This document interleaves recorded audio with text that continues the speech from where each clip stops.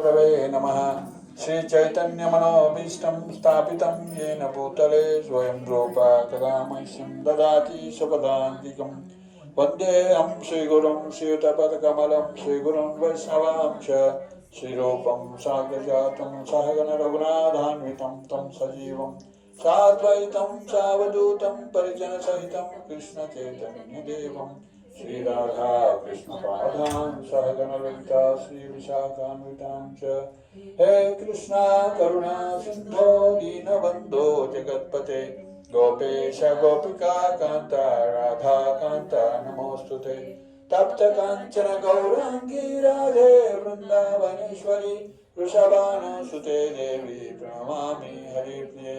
वाञ्छाकल्पतरुभ्यश्च कृपा सिन्धुभ्येव च पतितानां पावनेभ्यो वैष्णवेभ्यो नमो नमः। नमो मावतन्याय कृष्णप्रेमा प्रदायते कृष्णाय कृष्णचैतन्य नामिने गौरतृषे नमः। पंचतत्त्वात्मकं कृष्णं भक्तरूपस्वरूपकं भक्तावतारं भक्ताख्यं नमामि भक्तशक्तिकं। नमो विष्णुपादाय कृष्णप्रेष्ठाय भूतले श्रीमते भक्तिवेदान्त स्वामिति नामिने। नमस्ते सारस्वते देवी गौरवाणी प्रचारिणे निर्विशेषा शून्यवादी पाश्चात्य देशतारिणे। जय श्री कृष्ण चैतन्य प्रभो नित्यानंद श्री अद्वैता गदाधर शिवासादि गौरभक्तवृंद। हरे कृष्णा कृष्णा कृष्णा हरे हरे हरे राम राम राम हरे हरे। हरे कृष्णा कृष्णा कृष्णा हरे हरे हरे राम राम राम हरे हरे। हरे कृष्णा कृष्णा कृष्णा हरे हरे हरे राम राम राम हरे हरे।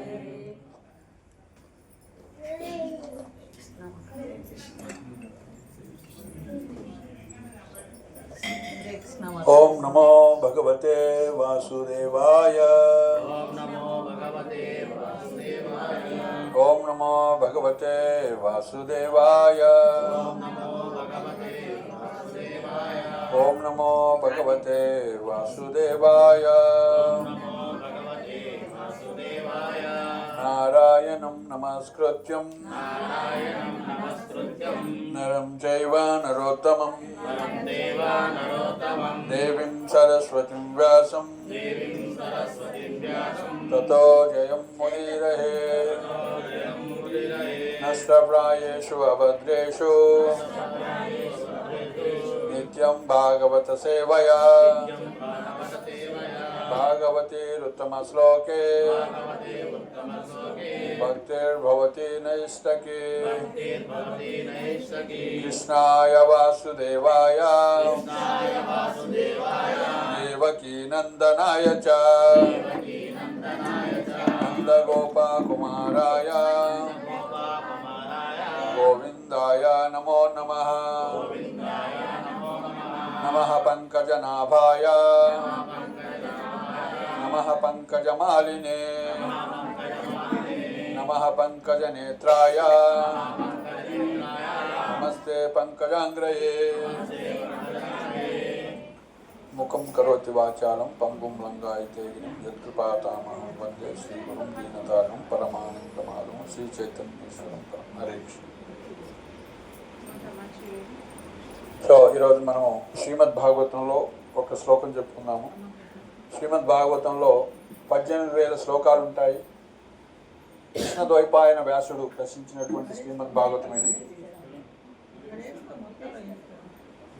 సో ఈ శ్రీమద్ భాగవతాన్ని ఎవరైతే వింటారో, శ్రవణం చేస్తారో, శ్రీమద్ భాగవతాన్ని చెప్తారో, శ్రీమద్ భాగవతాన్ని స్మరిస్తారో లేదా భగవంతుని స్మరిస్తారో, భగవంతుని పాద సేవ చేస్తారో, భగవంతునికి వందనాలు అర్పిస్తారో, భగవంతుడితో స్నేహం చేస్తారో, భగవంతుడికి సేవ చేస్తారో, భగవంతుడికి అన్నీ వాళ్ళకు ఉన్నదంతా కూడా సమర్పణ చేస్తారో వాళ్ళందరినీ కూడా భక్తులు అంటాం. సో కాబట్టి శ్రీమద్ భాగవతాన్ని వినటం కూడా ఏమంటారు? భక్తి అన్నమాట. సో అలాంటి భక్తి మనం పెంపొందించుకుంటే లాభం ఏంటో మనం చూద్దాం. ఇక్కడ శ్రీమద్ భాగవతం 5వ స్కందంలో ఉందన్నమాట. సో శ్రీమద్ భాగవతము 5వ స్కందము 18వ అధ్యాయంలో జంబూ ద్వీపవాసుల భగవత్ ప్రార్థనలు ఇవి ఉన్నాయన్నమాట. చెప్పండి ఇందులో. యస్యాస్తి భక్తిర్ భగవతి అకించన సర్వైర్ గుణై తత్ర సమాసతే సురాః హరౌ అభక్తస్య కుతః మహద్గుణాః మనోరథేన అసతి ధావతః బహిః. ప్రయత్నించండి చెప్పడానికి, నేను చెప్తాను శ్లోకం. యస్యాస్తి భక్తిర్భగవత్ కించన యస్యాస్తి భక్తిర్భగవత్ అకించన యస్యాస్తి భక్తిర్భగవత్ అకించన సర్వై గుణై తత్ర సమాతసే సురా సర్వైర్గుణైర్తత్ర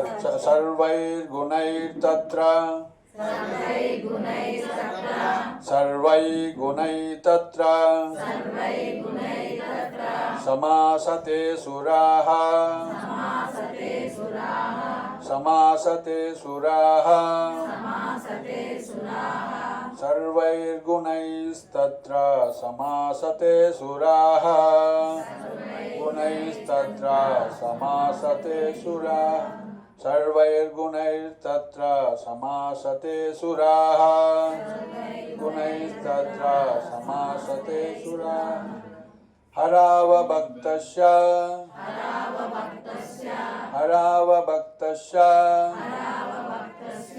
కుతో మహద్గుణా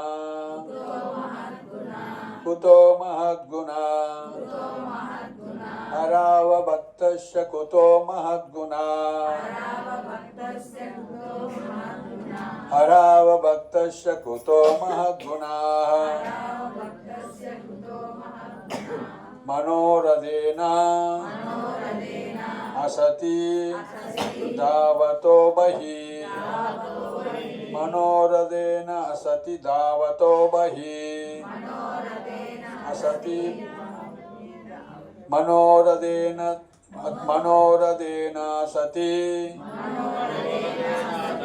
మనోరథేన సతి ధావతో బహిః ధావతో బహిః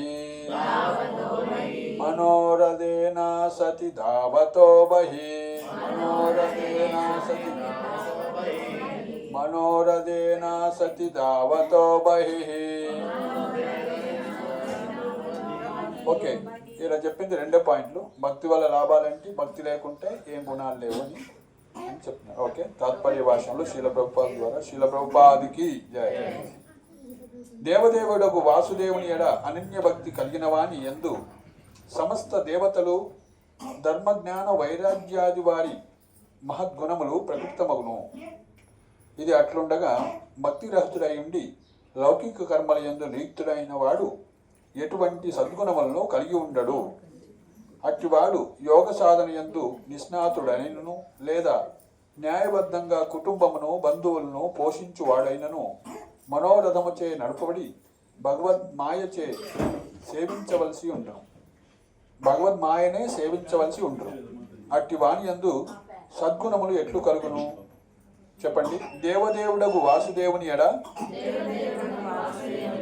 అనన్య భక్తి కలిగిన వాని యందు సమస్త దేవతలు ధర్మ జ్ఞాన వైరాగ్యాది మహద్గుణములు ప్రకృతమగును. అది అట్లుండగా భక్తి రహితుడై ఉండి లౌకిక కర్మల యందు నియుక్తుడైన వాడు ఎటువంటి సద్గుణములను కలిగి ఉండడు. అట్టివాడు యోగ సాధన యందు నిష్ణాతుడైనను లేదా న్యాయబద్ధంగా కుటుంబమును కుటుంబమును బంధువులను పోషించువాడైనను మనోధర్మముచే నడపబడి భగవన్మాయనే సేవించవలసి ఉండును. అట్టి వాని యందు సద్గుణములు ఎట్లు కలుగును. సో ఇది జంబూ ద్వీప వాసులు చేసేటువంటి ప్రార్థన. ఓకే, దాని యొక్క భాష్యము శ్రీల ప్రభుపాద ఏం చెప్తుందో చూద్దాం. రాబో శ్లోకమున వివరించబడినట్లు సమస్త జీవులకు శ్రీకృష్ణుడే ఆది మూలము. ఇది భగవద్గీత 15:7 అందు కూడా తెలుపబడింది. మమైవాంశో జీవలోకే జీవభూత సనాతన మనస్సష్టానింద్రియాని ప్రకృతిస్థాని కర్షతి. 15వ అధ్యాయము 7వ శ్లోకంలో చెప్పారు. ఈ బద్ధ భౌతిక జగమునందరి జీవులందరూ నా శాశ్వత అంశలు. బద్ధ జీవితము కారణంగా మనస్సుతో కలిపి 6 ఇంద్రియములు కూడి వారు తీవ్ర సంఘర్షణ కావించుతున్నారు. జీవులందరూ శ్రీకృష్ణుని అంశలే కనుక కృష్ణ భక్తి జాగృతమై ఉన్నప్పుడు ఆ దేవదేవుని మహత్గుణములన్నీను కొద్ది మొత్తంలో వారి యందు సమకూడబడును. మంజుడు నవవిధ భక్తి యోగమున శ్రవణం, కీర్తనం, విష్ణు స్మరణం, పాదసేవనం, అర్చనం, వందనం, దాస్యం, సాఖ్యం, ఆత్మనివేదనం నవవిధ భక్తి యోగమున నెలకొనినప్పుడు హృదయం పవిత్రమై శ్రీకృష్ణునితో గల సంబంధము వెంటనే అవగతము చేసుకొనగలడు. పిదప అతడు కృష్ణ భక్తి అనేది మూల గుణమును తన యందు జాగృతమునర్చుకొనను. శ్రీ చైతన్య చరితామృతమునందులి ఆదిలీల భాగము 8వ అధ్యాయమునందు భక్తుల గుణముల వర్ణన వివరించబడింది. ఉదాహరణకు హరిదాస పండితుడు చక్కని నడవడిక, ఓర్పు, శాంతము, ఔదార్యము, గాంభీర్యము కలవానిగా వర్ణించబడింది. అంతేకాక అతడు మృదు భాషి అయి ఉండును. అతని యత్నములు ఆనందదాయకముగా ఉండును. అతడు సదా సహనశీలుడై ఉండును. ఎల్లరును అతడు గౌరవించను. ఇతరుల లాభము కొరకే అతడు ఎల్లప్పుడూ పనిచేసేటివాడు. అతని మనస్సు కపట దూరము. ద్వేషపూరిత కర్మలకు అతడు పూర్తిగా దూరమై ఉండును. ఇవన్నీ శ్రీకృష్ణుని గుణములే. కానీ ఎవరైనా భక్తులుగా అయినప్పుడు అవన్నీ అతని యందు అప్రయత్నంగా ప్రకటితమగును. సమస్త సద్గుణములు వైష్ణవుని యందు ప్రకటితమగుననియు ఆ మహద్గుణములను బట్టి వైష్ణవునికి వైష్ణవుని కాని వాడికి భేదమును గుర్తించవచ్చుననియు చైతన్య చరితామృత గ్రంథమునందు గ్రంథకర్త అయినటువంటి కృష్ణదాస్ కవిరాజ గోస్వామి పలికను. వైష్ణవునికి 26 మహద్గుణములు తెలుపబడినవి. అవి 1 ఆయన దయామయుడు, నిర్వైరి, సత్యసంధుడు, సమదర్శి, దోషరహితుడు, ఉదారుడు, వినమ్రుడు, శుచిత్వము కలవాడు, అకించనుడు, పరోపకారి, ప్రశాంతుడు, శ్రీకృష్ణ శరణాగతుడు, భౌతిక వాంఛారహితుడు, నిరహంకారి, స్థిరుడు, జితేంద్రుడు, మితబుక్కు, మాయాతీతుడు, సర్వులను గౌరవించువాడు, తనకెట్టి గౌరవమును కోరనివాడు, గంభీరుడు, కరుణామయుడు, మైత్రిభావము కలవాడు, కవి, ప్రవీణుడు, మౌని.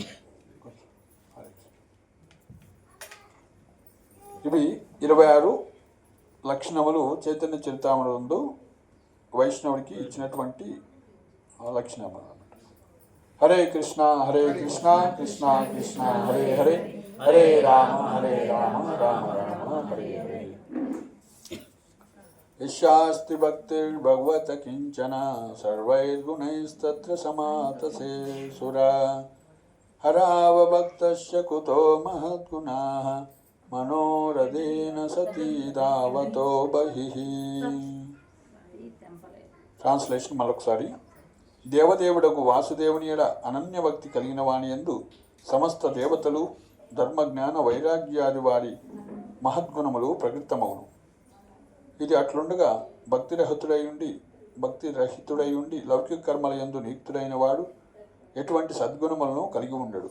అట్టివాడు యోగ సాధన యందు నిష్ణాతుడైనను లేదా న్యాయబద్ధంగా కుటుంబమును బంధువులను పోషించువాడైనను ధర్మంచే నడపబడి భగవన్మాయనే సేవించవలసి ఉండు. అట్టి వాణి యందు సద్గుణములు ఎట్లు కలుగును. సో ఇక్కడ గుణాల వర్ణన చెప్తున్నారన్నమాట. మంచి గుణాలు ఏంటి, చెడు గుణాలు ఏంటివి అని. సో మనందరికి తెలుసు అనమాట. మనమందరం కూడా 3 గుణాల్లో ఉంటాం. ఏ గుణాల్లో ఉంటాయి మనకి? మనందరం కూడా ఏ గుణాలు కలిగి ఉన్నాం ఇప్పుడు? 3 గుణాలు ఉంటాయి అన్నమాట. అవన్నీ ఆవరించి ఉంటాయి, కట్టిపడేసి ఉంటాయి అన్నమాట. చేతులు ఇట్లా కట్టిపడేసినట్లు.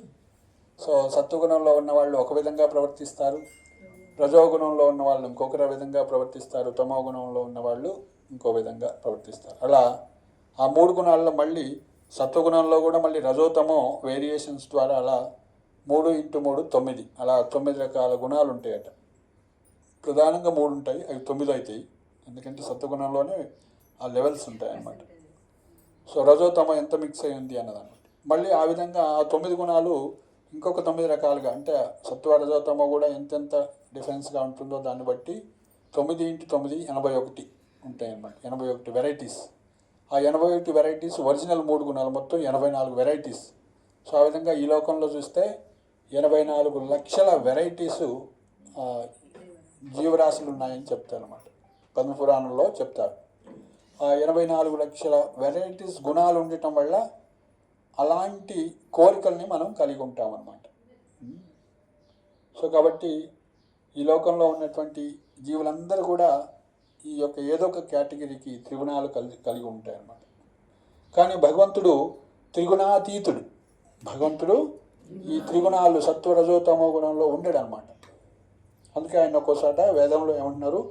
నిర్గుణుడు అంటున్నారు. నిర్గుణుడు అంటే భౌతికమైనటువంటి సత్వరజోతమో గుణాలు కలిగి ఉండడు. మరి ఏం గుణాన్ని కలిగి ఉంటాడు ఆయన? సత్వగుణంలోనే, సత్వగుణమే స్పెషల్గా చెప్పడం కోసం దాన్ని ఏమన్నారు? శుద్ధ సత్వము అన్నారు, ప్యూర్ గుడ్నెస్ అన్నారు. ఓకే. సో ఇది మనకున్నటువంటి, మనం సత్వగుణం అని చెప్పుకున్నప్పుడు కూడా సత్వగుణంలో ఏమవుతుంది? రజోతమంలో మిక్స్ అయి ఉంటాయి అన్నమాట. ఎంతో కొంత టింజ్ ఉంటుంది. కానీ ఇప్పుడు శుద్ధ సత్వం అన్నాము, అందులో ప్యూర్ మిల్క్ అంటాం. మిల్క్లో కొద్దిగానే నీళ్ళు వేస్తాం అనమాట. ఏంటంటే పిండినప్పుడు ఆ పాత్ర కడిగి పోసినాం అంటాడు. అది 1/2 లీటర్ పోవచ్చు, 1/2 లీటర్ పోవచ్చు కానీ పాత్ర అన్నీ కడిగానే పోస్తుంటారు. సో కాబట్టి కల్మషం అనేది ఉంటుంది అన్నమాట. సో అలా కాకుండా భగవంతుడు కలిగి ఉన్న గుణము శుద్ధ సత్వగుణం అంటారు. దాన్నే వాసుదేవ స్థితి అంటారు. సో ప్యూర్ కాన్షియస్నెస్ అంటారు, శుద్ధ సత్వము అంటారు, వాసుదేవ స్థితి అంటారు. సో కాబట్టి మనం కృష్ణుడికి ఉన్నటువంటి లక్షణం ఏంటి? గుణము శుద్ధ సత్వగుణం అన్నమాట. సో కాబట్టి ఎవరైతే అలాంటి శుద్ధ సత్వగుణం కలిగినటువంటి భగవంతుణ్ణి పూజించినట్లయితే, అనన్య భక్తి కలిగి ఉన్నట్లయితే వాళ్ళకి ఇక్కడ చెప్పారు ఎన్ని లక్షణాలు వస్తాయట? వాళ్ళకి 26 లక్షణాలు ఇక్కడ చెప్పారు అన్నమాట. వాళ్ళలో ఎలాంటివి వస్తాయి? ఒక్కొక్కటి ఇక్కడ చైతన్య చరితామృతలో ఇచ్చారన్నమాట. వాళ్ళు దయామయుడై ఉంటారన్నమాట. దయ చూపిస్తూ ఉంటారు ఇతరులకి. సో మనం ఎవరిమైనా దయ చూపిస్తే ఏమిస్తాం వాళ్ళకి? జనరల్గా ఎవరికైనా దయ చూపించామని మన ఫీలింగ్ జనరల్గా టెంపుల్స్ దగ్గర మనం చూస్తాం కదా, అడుక్కుండే వాళ్ళు, లేదంటే రోడ్ల మీద ఉంటారు. అంటే వాళ్ళకి మనకి ఇవ్వాలనిపిస్తే రూపాయి వేస్తాము. అది కూడా డబ్బులు ఉన్నా కూడా వేయము. అసలు వాళ్ళలో నిజంగా వాడి మీద మనకు దయ కలిగితే వేస్తాం. వాడికి కాళ్ళు చేతులు బాగున్నాయి, అన్నీ బాగానే ఉన్నాయి. అది కాక మనకు కూడా అనుకూలంగా ఉంటే, మనం కారు మీద పోతున్నాం, బండి మీద పోతుంటే మనం వేయాలనుకున్నా కూడా వేయలేమన్నమాట. సో కాబట్టి దయ అనేక రకాలుగా ఉంటుందన్నమాట.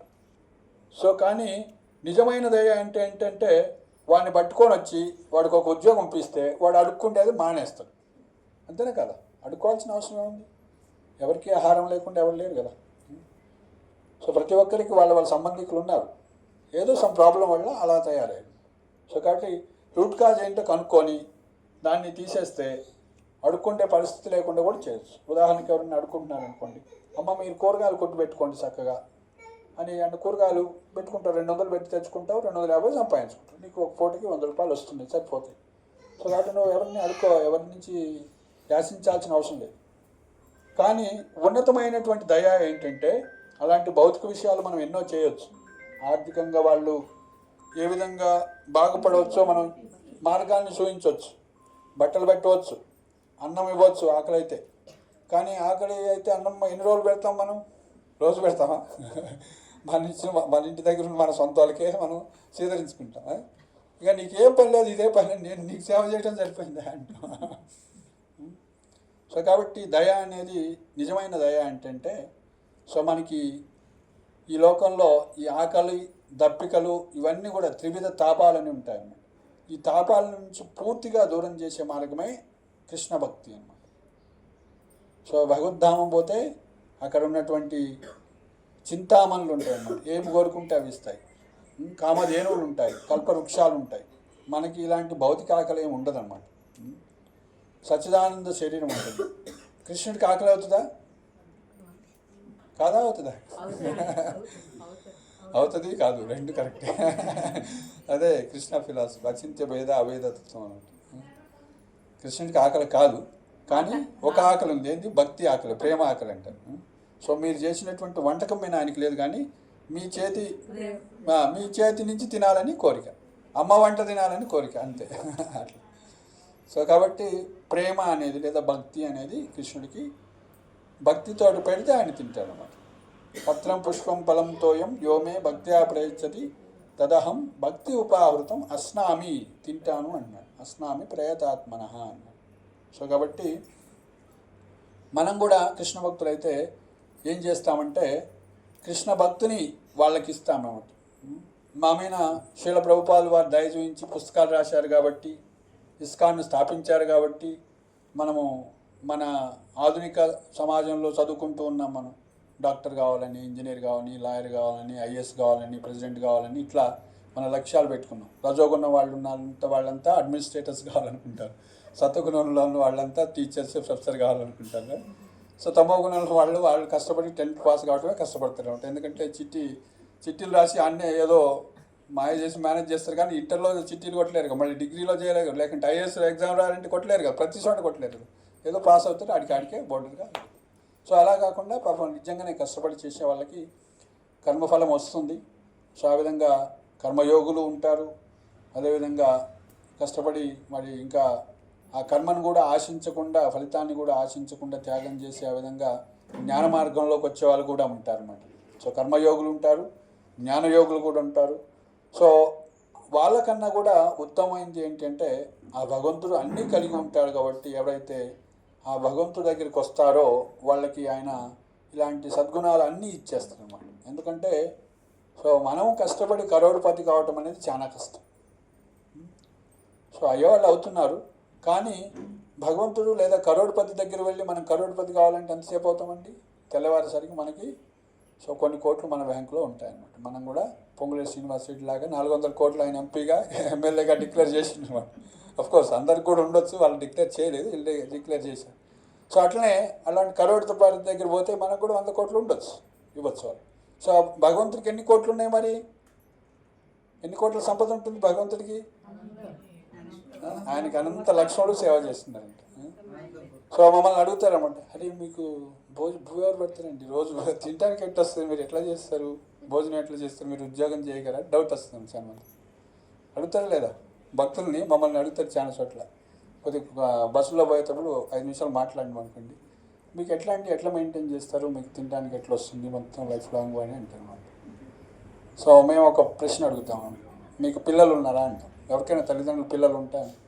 సో మీరు పిల్లల్ని తీసుకొని మీరు హైదరాబాద్కు ఎక్కడైనా పోతున్నారు అనుకోండి. సో నాన్నగారు నాకు ఈరోజు టికెట్ పెడతావా, సాయంత్రానికి భోజనానికి పెడతావా అని పిల్లవాడు అడుగుతాడా? అడగడా? ఎందుకు అడగడు? నాన్న మీద అంత విశ్వాసం, ఈరోజు నాకు భోజనం ఖచ్చితంగా ఏర్పాటు చేస్తాడు, అసలు డౌటే రాదు ఆయనకి ఫస్ట్. సో ఏ హోటల్లో తింటారో అని వాడు అడుగుతాం. మళ్ళీ ఏ హోటల్ ఏం తింటావు అన్నీ కూడా అడిగి, ఏ స్కూల్లో చదువుకుంటావు అన్నీ అడిగి బెస్ట్ ఏంటో ఆయన్ని అది ఇప్పిస్తాం. సో కాబట్టి ఎవరైతే లక్ష్మీనారాయణని సేవిస్తారో, గురువు నీకు లక్ష్మీనారాయణ సేవిస్తే, రాధాకృష్ణ సేవ ఇస్తే, సీతారాముడు సేవ ఇస్తే వాళ్ళకి తినడానికి ఉండదా? ఇప్పుడు సో లక్ష్మీనారాయణ సేవిస్తే తినడానికి కొడతారు. అంటే మనకి డౌట్ వచ్చిందంటే మనకి మన తండ్రితో సంబంధం లేదు అంటే సంబంధం లేదు కాబట్టి, అంటే కృష్ణుడితోటి మనకు సంబంధం లేదు కాబట్టి మనకు డౌట్ వస్తుంది. అసలు అరే కృష్ణ భక్తి చేస్తే తినడానికి ఎట్టు వస్తుంది? మేము ఎంత కష్టపడి పనిచేస్తున్నాం, పొద్దున్న సాయంత్రం కష్టపడుతున్నాం, మనసులో శాంతి లేదు, తినడానికి టైం లేదు. సో ఇలాంటి ఇంత కష్టపడుతున్నాం మేము, కర్మయోగులం మేము అనుకుంటాం. సో కాబట్టి ఎవరైతే భక్తి యోగం చేస్తారో వాళ్ళకి అన్ని లక్షణాలు, ఎందుకంటే భగవంతుడు మన తండ్రి కాబట్టి పితాహమస్య జగతో మాతా దాత పితామహ. సో కాబట్టి తండ్రి ఎంతో ప్రేమతోటి మనకి కావాల్సినవన్నీ ఏర్పాటు చేస్తుంటారు. ఎప్పుడు అంటే ఆయన చెప్పినటువంటి పద్ధతిని పాటించినట్లయితే, ధర్మంగా ఉన్నట్లయితే, ఆయనకి అనుకువగా ఉన్నట్లయితే.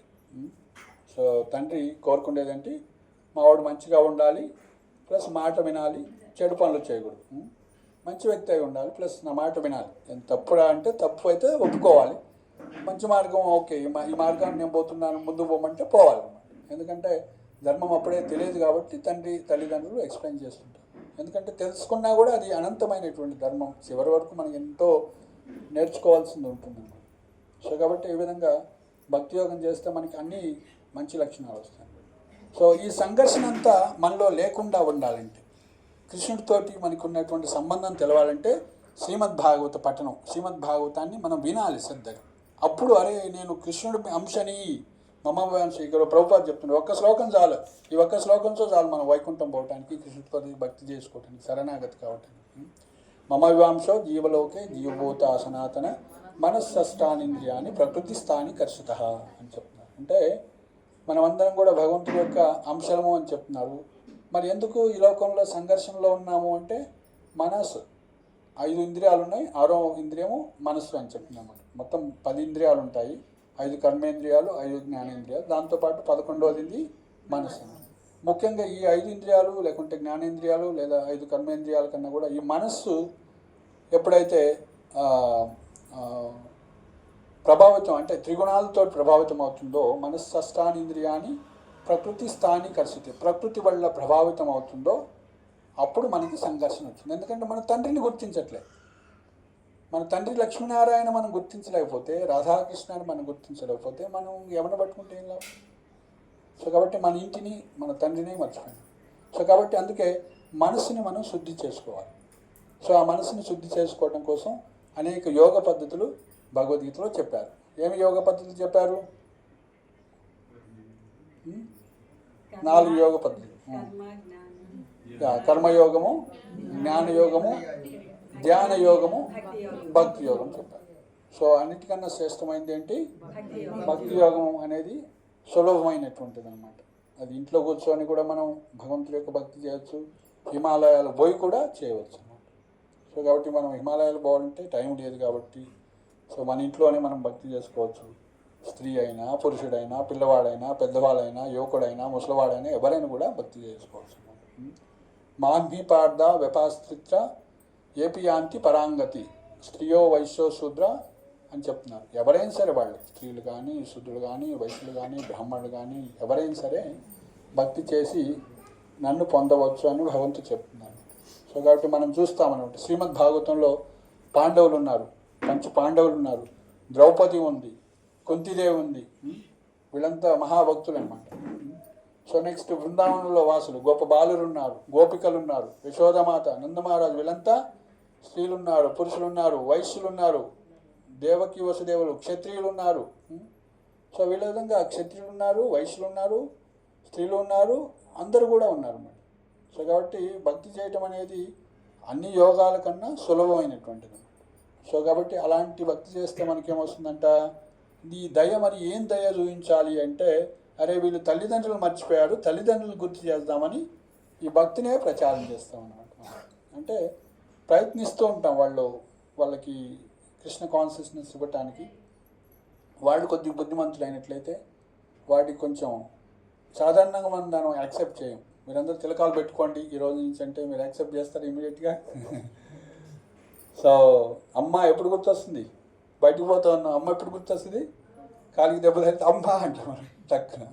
సో అట్లనే మనం కృష్ణుని గుర్తు చేసుకోవాలంటే మన జీవితంలో జరిగే సంఘటనలు మనం నెమరు వేసుకున్నట్లయితే సో ఖచ్చితంగా మనం గుర్తు చేస్తాం. ముఖ్యంగా భారతదేశంలో ఉన్న వాళ్ళందరూ కూడా ఎంతో పుణ్యాత్ములు అని చెప్పవచ్చు.